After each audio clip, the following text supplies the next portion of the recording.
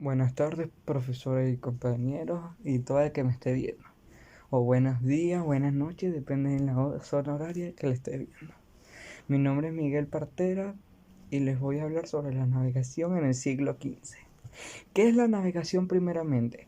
La navegación marítima es el arte y la ciencia de conducir una embarcación en el océano, desde una situación de salida hasta otra de llegada, de un punto A un punto B, de ahí a un punto C o al lugar donde tú te dirijas, eficientemente y con responsabilidad.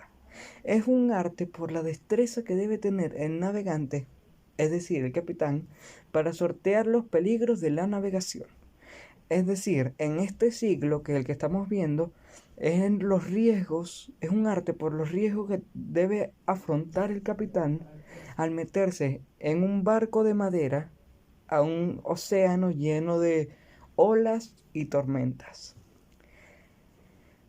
Es una ciencia porque se basa en conocimientos físicos, matemáticos, oceanográficos, cartográficos y astronómicos, etcétera, para saber en, a dónde vas, dónde te encuentras y qué problemas te va a tocar enfrentar en el camino.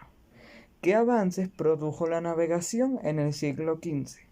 En el siglo XV, gracias a la navegación, se produjo la llegada de Cristóbal Colón a América, marcando un antes y un después en la historia de la humanidad, recalcando que sin este método se habría retrasado la unión del mundo con el continente americano.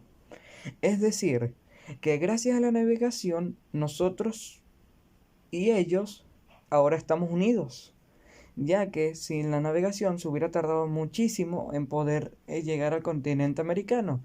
Tuvo que habérsele ocurrido una idea a alguien de cruzar de Rusia a otro lugar sin saber que ahí había tierra. Y aún así estamos aquí, gracias a este arte y esta ciencia. ¿Qué artefactos usaban los navegantes en aquella época? Especialmente útiles para la navegación del siglo XV resultaron ser la brújula y el astrolabio. La brújula consistía en una aguja imantada que siempre señalaba el norte, y el astrolabio, en tanto, permitía calcular la altura de las estrellas, cosa importante para determinar la latitud geográfica.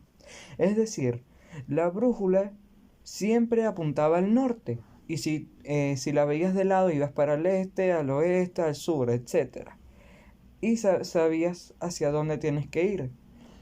Y el astrolabio servía para ubicarte y dirigirte al lugar dependiendo de dónde estaban las estrellas.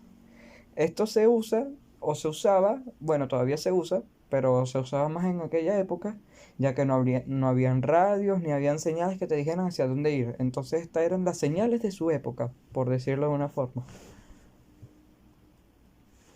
¿Cuáles eran los estilos de barcos en esa época?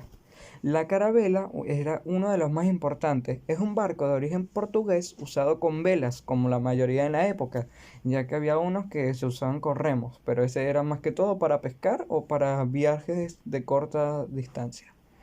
Cabe recalcar que se usaban para la exploración oceánica y fueron usados durante la exploración en América o la colonización.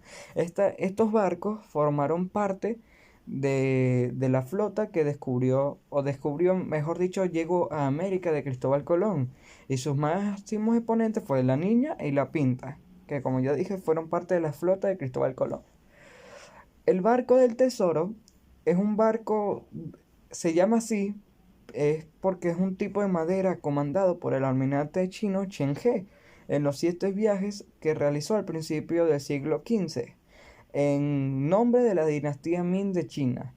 Este barco cabe recalcarlo porque es exorbitadamente grande e impensable para la época en la que se encontraban.